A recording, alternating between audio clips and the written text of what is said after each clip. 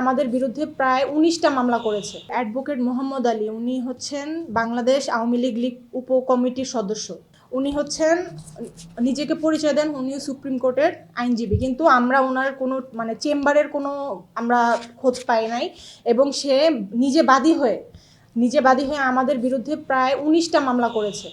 আমার এবং আমার ভাই, আমার মা, আমার শাশুড়ি, আমার হাজব্যান্ড, আমাকে, আমার আত্মীয় স্বজন এমন কাউকে বাদ রাখে না যে সে মামলা করে নাই। বিভিন্ন জেলা, বিভিন্ন ডিস্ট্রিক্টে সে গিয়ে মামলা করছে। আমরা এগুলা এখন বর্তমানে জামিন নিয়ে আসছি। এখন সে আমাদেরকে আমরা তাকে প্রস্তাব করছি যে আপনি যে টাকাটা পাবেন সেটা আপনি পরিশোধ করে দিব, আপনি বসেন আমাদের সাথে। সে বলছে যে আমি বসবো না, আমার যেভাবে সম্ভব আমার যতদূর আমার চ্যানেল আছে আমি অতদূর পর্যন্ত আমি যাব, তারপরে আমি দেখব যে তোমরা কি করতে পারো। সে আমাদেরকে হুমকি দিচ্ছে, সে রাজনৈতিক মামলাতে আমাদেরকে ফাঁসাবে। বলছে যে এতগুলো মামলাতে যেহেতু তুমি জেলে যেতে হয়নি, তোমাদেরকে আমরা রাজনৈতিক মামলাতে এবার ঢুকাবো। সে নিজেই একজন আওয়ামী লীগের উপকমিটির সদস্য বর্তমানে বলতে উনি এখন নিজেকে ধামাচাপা দিয়ে এখন বিভিন্নভাবে আমাদেরকে হয়রানি এবং হেনস্থা করে বেড়াচ্ছে। এভাবে আমাদেরকে বলতেছে যে আমরা কোনো সমাধানে আসবো না, তুমি কোর্টের মাধ্যমে আসো, আমি 30 লক্ষ টাকা তোমার কাছে পাই। আমার কাছে সে পাবে 10 লক্ষ টাকা সর্বমোট। আমরা তাকে পরিশোধ করছি 13,55,200 টাকা আমরা পরিশোধ করেছি ব্যাংকের মাধ্যমে। সে এখন দাবি করতেছে 30 লক্ষ টাকা নেবে। আমরা এখন কিভাবে তাকে পরিশোধ করবো?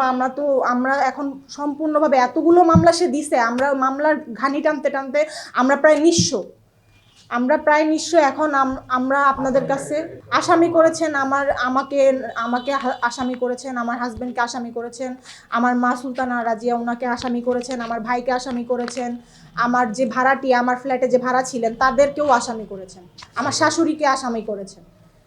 উনি একমাত্র বাদী, মামলাগুলো সকল মামলার বাদী উনি একাই। উনি 24,50,000 টাকা আমাদেরকে সুদের উপরে টাকা দিয়েছিল। লাখে সে 2,000 টাকা করে প্রত্যেক মাসে নিবে। এখন সে দাবি করতেছে সে লাখে 3500 টাকা করে নিবে। ঠিক আছে, এখন আমরা পরিশোধ করছি 13,55,000 টাকা, সে পাবে 10 লাখ টাকা। তো এখন সে দাবি করতেছে আমরা তাকে 30 লক্ষ টাকা দিব এক মুঠে। এখন তো এটা তো আমাদের পক্ষে সম্ভব না। আমরা তো ওইভাবে করে এতগুলো টাকা তো আমরা এক মুঠে কখনোই দিতে পারবো না। আমাদের এখন আর্থিকভাবে আমরা খুবই হেনস্থা। তার এই মামলাগুলোর পেছনে আমার অনেক টাকা খরচ হয়েছে, এবং কি সে আমার আইনজীবীকে পর্যন্ত ছাড় দেয়নি। আমার আইনজীবীর বিরুদ্ধেও সে মামলা করেছে রাজশাহী কোর্টে।